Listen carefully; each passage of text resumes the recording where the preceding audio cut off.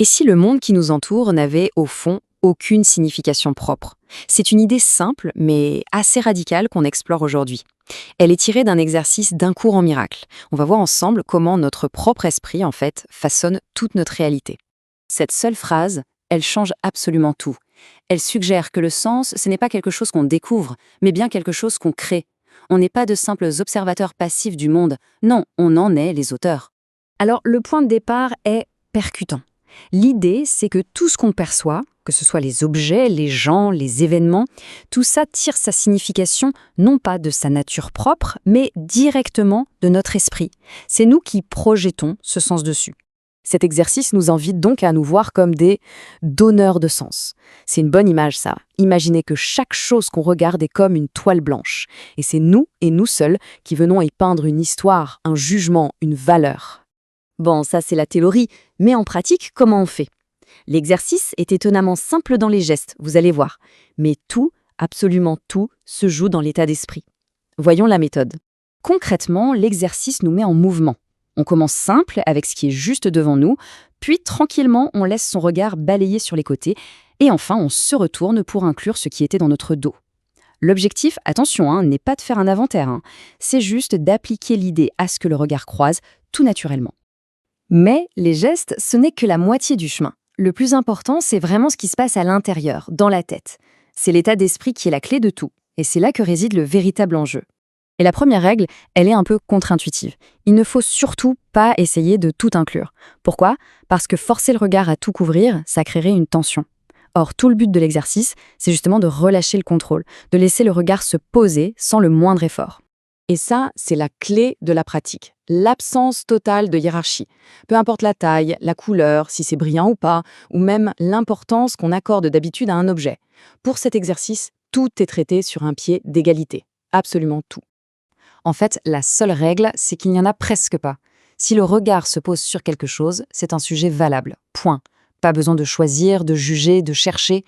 La pratique doit être aussi naturelle que de regarder autour de soi. Tout simplement. C'est là que l'exercice devient vraiment puissant. Il demande d'appliquer l'idée avec la même impartialité à un corps humain qu'à un simple bouton. Dans le cadre de cette pratique, il n'y a aucune, mais alors aucune, différence de valeur entre les deux. Et c'est la même chose pour le vivant et l'inerte. On ne fait aucune distinction. Une mouche qui vole ou le plancher sous nos pieds sont des sujets parfaitement équivalents pour cet exercice. C'est un équilibre assez délicat à trouver, vous voyez? On ne cherche rien, mais on ne rejette rien. Il s'agit d'adopter un regard complètement ouvert, un peu comme une porte qui laisse entrer tout ce qui se présente, sans trier ni juger à l'entrée. Alors, on peut se demander, mais pourquoi faire tout ça? Quel est le but ultime de cet exercice qui a l'air si simple en apparence? Eh bien, c'est justement ce qu'on va voir maintenant. En réalité, cet exercice est la toute première étape pour défaire nos habitudes mentales. Il nous entraîne à regarder le monde sans le filtre de nos jugements, de nos préjugés, de nos souvenirs. C'est le début d'un grand nettoyage de notre perception. Donc, en résumé, si on devait retenir l'essentiel. Premièrement, notre perception est une projection. Deuxièmement, le sens ne vient pas des choses elles-mêmes. Et enfin, la pratique doit être égalitaire et sans effort. C'est vraiment le point de départ pour commencer à voir différemment. On termine donc avec cette question. Que verrions-nous si on parvenait à suspendre tous nos jugements? Si le monde pouvait enfin se révéler tel qu'il est, et non plus tel qu'on a décidé de le façonner? C'est une pensée qui, je crois, mérite d'être explorée. Merci d'avoir suivi cette analyse.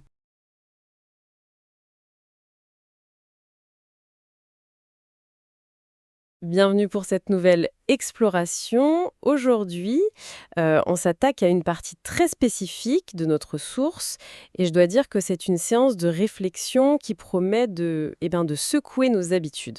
Ah, ça c'est certain. Je suis ravi d'en parler. Oui, moi aussi. Pour notre audience qui connaît déjà bien la trame de l'ouvrage Un cours en miracle, on va se concentrer sur un extrait précis, la leçon 2.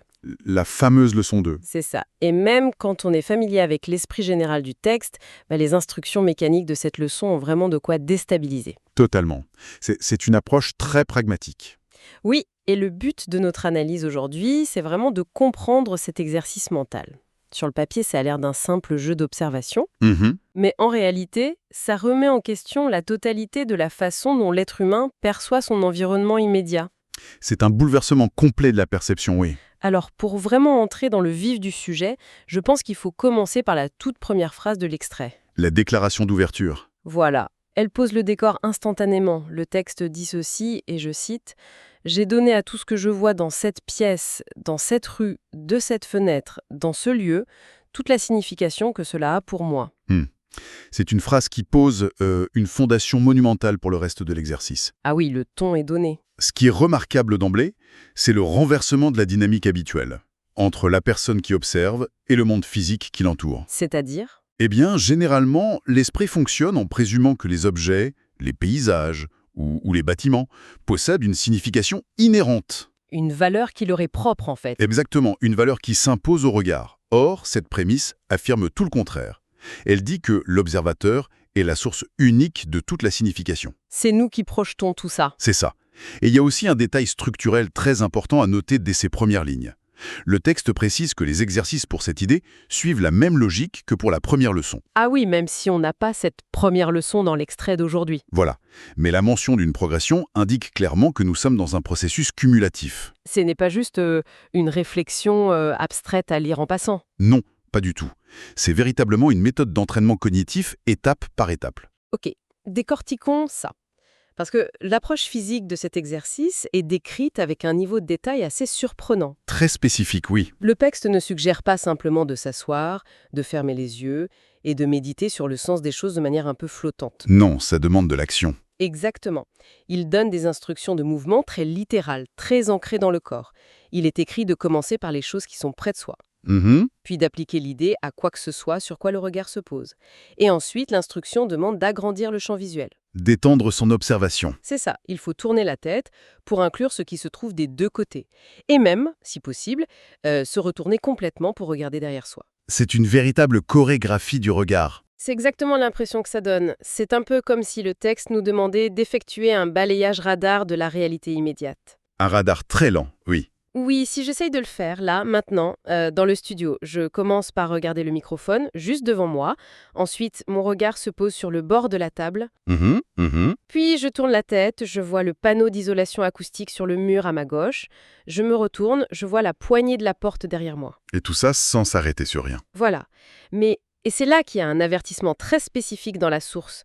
Le texte insiste lourdement sur le fait qu'il ne faut surtout pas essayer d'inclure tout ce que l'on voit dans un espace donné. C'est un point crucial. Et c'est là que je trouve l'exercice très difficile. Pourquoi est-ce si compliqué de simplement balayer une pièce du regard sans essayer de tout cataloguer ? Le texte aborde cette difficulté en utilisant un mot très précis. La tension. L'attention. Oui, l'avertissement souligne que tenter de tout inclure introduirait inévitablement une tension dans l'exercice. Ah, je vois ce que tu veux dire. La raison est liée à la façon dont l'esprit fonctionne habituellement face à son environnement. En temps normal, la perception visuelle s'apparente souvent à un inventaire. On liste les choses dans notre tête. Exactement. Quand le regard balaye une pièce, l'esprit se met à lister, à trier, à organiser l'espace pour s'y repérer. Pour ne pas être perdu. C'est ça. Si on essaye consciemment de voir absolument chaque stylo, chaque câble, chaque grain de poussière, Chaque pli d'un rideau. voilà, l'esprit entre dans un mode de microgestion qui est mentalement épuisant. C'est vrai. La consigne de ne pas chercher l'exhaustivité vise justement à court-circuiter cette habitude d'inventaire. C'est tout à fait vrai que si j'essaie de regarder la table et que je me force à voir chaque petite égratignure sur le bois, plus la tasse, plus le câble de l'ordinateur, ça devient instantanément un effort écrasant. C'est impossible à tenir. On perd complètement la fluidité du regard. Ce qui est fascinant ici, c'est ce paradoxe apparent dans les instructions. Lequel ? D'un côté, il est demandé de jeter un regard, selon les termes du texte, sans effort, mais assez rapidement. Sans effort, d'accord ? Mais de l'autre, pour quiconque essaie de le faire, regarder sans imposer de grille de lecture ou sans faire une liste exhaustive demande en réalité un effort d'attention inhabituel. Pour désactiver nos automatismes, oui. Exactement. Il faut désactiver nos mécanismes courants. Lâcher prise sur cette soif de tout répertorier, de tout inclure. C'est presque contre-intuitif. C'est la première étape indispensable pour réussir à observer une pièce ou une rue sans y superposer immédiatement un récit ou une signification préétablie. Et cette désactivation des mécanismes courants, le texte la pousse à un niveau presque comique dans la suite de l'extrait. Ah oui, la fameuse liste. C'est incroyable. Il fournit une liste très claire de critères spécifiques que le regard doit impérativement ignorer lorsqu'il se pose sur un objet. Et c'est pas facile. Non. La liste est fascinante. On nous demande d'éviter de choisir selon la taille, l'éclat, la couleur, le matériau ou l'importance relative que la chose a pour nous. Ce qui est énorme. Quand on y pense, ignorer la taille, l'éclat ou la couleur, c'est ignorer la base même de la perception visuelle. C'est incroyablement difficile. Tout à fait. Pourquoi notre regard est-il si naturellement happé par ce qui brille, ce qui est grand ou ce qui est coloré? En fait, l'habitude d'être attiré par un objet grand, brillant ou intensément coloré, c'est le mécanisme premier de la discrimination visuelle. C'est biologique presque. C'est la façon dont l'attention filtre un environnement pour décider ce qui mérite d'être remarqué. D'accord. Un objet imposant ou une surface très claire capte la lumière et donc l'attention bien avant une zone d'ombre ou un petit détail terne. Ça fait sens. Le texte demande de démanteler consciemment cette hiérarchie purement physique. Mais la véritable difficulté de cette liste réside dans les deux derniers critères mentionnés. Le matériau et l'importance relative. Surtout l'importance relative, oui. C'est là que ça devient vraiment intéressant. Parce que le texte ne se contente pas de théories abstraites sur l'importance relative. Il va très loin dans ses exemples. Il donne des exemples d'applications pour illustrer cette égalité radicale des choses. Et ces exemples sont frappants, très poétiques, mais très déstabilisants.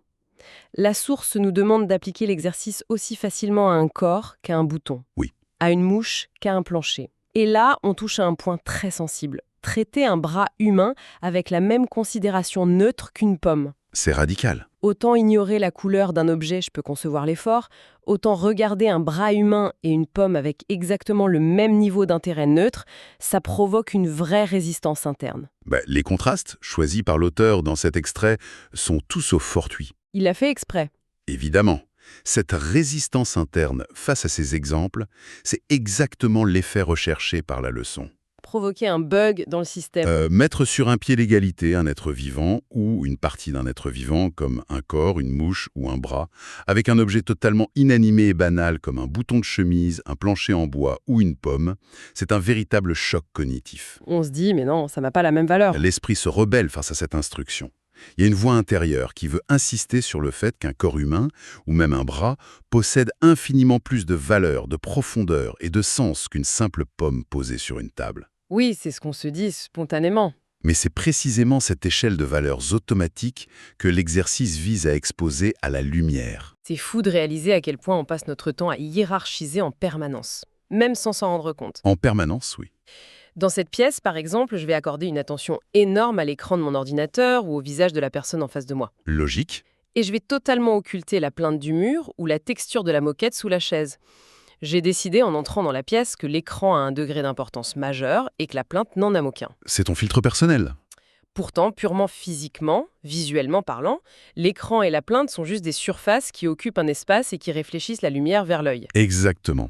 Si je suis le texte à la lettre, pour réussir cet exercice, il faut déconstruire cette pyramide de la valeur matérielle qu'on s'est inventée toute pièce. Si l'on relie ça à une perspective plus large, ce nivellement total de notre champ de vision est la clé de voûte de cette pratique. La clé de voûte, carrément. Oui, le fait qu'absolument aucun objet n'ait plus de valeur qu'un autre, pour les besoins spécifiques de cet exercice, ce n'est pas une fin en soi. C'est pas du nihilisme? Non, voilà. Ce n'est pas une façon de dire que le monde entier est vide de sens de manière définitive. C'est un outil de révélation. De révélation sur nous-mêmes. En retirant temporairement toute la signification inhérente, toute l'importance qu'on prête aux formes, aux matériaux ou au corps, on crée une sorte d'espace vide. Une toile vierge. Une neutralité d'observation, oui. Et c'est dans cette neutralité parfaite qu'on peut enfin observer le mécanisme de notre propre projection. On se prend en flagrant délit de juger, en fait. On réalise de manière très concrète que la signification, le caractère banal ou crucial d'une chose, émane à 100% de l'observateur. Pas de l'objet. L'objet, la pomme, le bras ou le bouton, n'émettent aucun sens par eux-mêmes. C'est l'observateur qui les infuse de signification. Ce qui nous amène à la règle finale de l'exercice, qui semble être le critère ultime pour appliquer tout ce qu'on vient de décrire. La règle d'or. Le texte affirme très clairement que le seul et unique critère pour appliquer l'idée à quelque chose, c'est simplement que le regard se soit posé dessus. Rien d'autre. Pas de sélection, pas de préférence dictée par le matériau ou la taille, juste la géométrie pure du regard qui croise une surface au hasard du balayage. Et la toute dernière phrase de l'extrait clôture le sujet avec une consigne qui ressemble presque à un casse-tête impossible. C'est vrai qu'elle est subtile, je lis la phrase exacte, ne tente pas d'inclure quoi que ce soit en particulier, mais assure-toi de ne rien exclure expressément. C'est magnifique, de précision. Mais attendez, la fin du texte me perd un peu. Il dit de ne rien inclure de particulier, d'accord, c'est le lâcher-prise sur l'inventaire dont on parlait tout à l'heure, Oui, on ne fait pas de liste. mais il ajoute de ne rien exclure expressément non plus. Comment c'est physiquement possible de faire les deux en même temps dans la pratique? Alors, qu'est-ce que tout ça veut dire? Comment naviguer dans ce paradoxe de la sélection? La ligne de crête est très délicate à trouver. Et c'est là que réside la véritable maîtrise de cette approche visuelle. D'accord. La différence fondamentale se situe dans l'intention qui sous-tend le mouvement des yeux. L'intention? Ne pas inclure quelque chose en particulier, ça signifie qu'on ne cherche pas activement un objet. On ne fait pas un jeu de piste. Par exemple, on ne se dit pas « je dois absolument regarder ce tableau sur le mur ». Ok, ça je comprends. Mais la deuxième partie, s'assurer de ne rien exclure expressément, demande de ne pas détourner le regard par évitement. Ah, l'évitement, ah. Prenons l'un du décor proposé par le texte, la rue. Si le regard balaye une rue et que la personne évite sciemment de regarder une poubelle renversée ou une façade abîmée, Parce que c'est moche? voilà. Cette action de détourner les yeux est en soi une attribution de sens. Parce qu'en évitant la poubelle, on lui a déjà donné une étiquette. Exactement. L'acte d'exclusion volontaire nécessite une décision consciente et donc un jugement préalable. On a jugé avant même de regarder. En excluant la poubelle du champ d'observation de l'exercice, on a décrété que cet objet était laid, inapproprié ou désagréable. On lui a donné une signification de rejet. C'est fascinant. L'exercice exige une neutralité absolue du balayage. C'est l'art de laisser le regard se comporter comme une surface réfléchissante. Comme un miroir, en fait. Un simple miroir qui capte ce qui se trouve devant lui au fur et à mesure de la rotation de la tête, sans ajouter de commentaires, sans opérer de montage sélectif et sans censure. C'est d'une limpidité incroyable, dit comme ça. Ne rien inclure en particulier empêche l'obsession de la liste, et ne rien exclure expressément empêche le jugement de valeur. C'est vraiment la définition même de la neutralité radicale. Tout à fait. Et quand on y pense, l'utilité pratique d'une telle connaissance, d'une telle capacité à observer, est colossale pour quiconque évolue dans un monde saturé de stimuli. C'est un outil de survie mentale, oui. Le texte mentionne cette pièce, cette rue, cette fenêtre, des endroits très ordinaires au premier abord, mais qui peuvent facilement devenir des environnements pesants ou chaotiques. Surtout de nos jours. Imaginons qu'on applique cette leçon au milieu d'une salle de réunion où la tension est palpable, avec des dossiers étalés partout, des regards fixes, L'angoisse totale. ou bien dans une rue bondée aux heures de pointe, avec une surcharge de mouvements, de panneaux, de circulation. Dans ces situations, le regard est généralement bombardé par une masse d'informations qu'il tente frénétiquement de trier, de juger et de hiérarchiser. Et ces situations de surcharge sensorielle, ce sont des terrains d'application parfaits pour ce que décrit le texte. Vraiment. Oui. Dans ces moments précis, l'environnement physique semble souvent imposer son propre chaos. Quiconque traverse une rue bruyante ou entre dans une pièce tendue peut se sentir assailli par les objets, les mouvements et les formes. On subit l'environnement. La matière environnante semble dicter l'état intérieur. C'est très vrai. Mais si la personne qui écoute cette analyse parvient à appliquer la prémisse fondamentale du texte, cette idée fondatrice que j'ai donné toute la signification que cela a pour moi, alors la dynamique de pouvoir s'inverse de manière spectaculaire. C'est une reprise de contrôle, en fait. C'est une réappropriation totale de l'expérience matérielle. Waouh! Ce n'est plus la rue Dondé qui impose sa frénésie, ce n'est plus la salle de réunion qui impose sa lourdeur. On redevient maître à bord. La personne comprend, par la pratique mécanique de l'exercice, que l'environnement physique est fondamentalement neutre. Neutre? Les objets, les murs, les trottoirs ne contiennent aucune agression intrinsèque. C'est nous qui l'apercevons comme ça.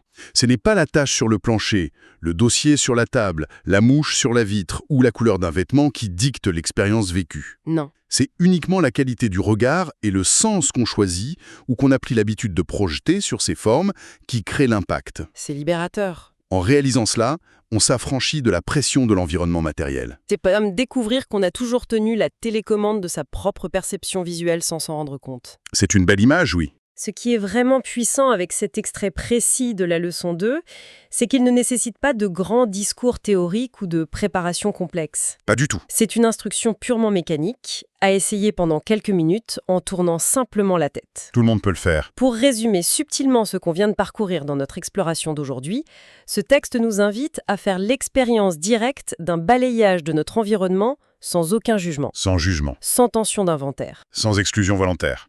Et surtout en déconstruisant totalement nos hiérarchies automatiques au point de regarder un bouton de veste avec la même tranquillité qu'une main. C'est ça l'objectif. Tout cela dans le but de toucher du doigt cette vérité vertigineuse. C'est l'observateur, et l'observateur seul, qui injecte tout le sens dans la matière environnante. Cela soulève une question importante. Une piste de réflexion qui émerge très naturellement lorsqu'on pousse la logique de cet exercice jusqu'à ses ultimes conséquences. Je t'écoute.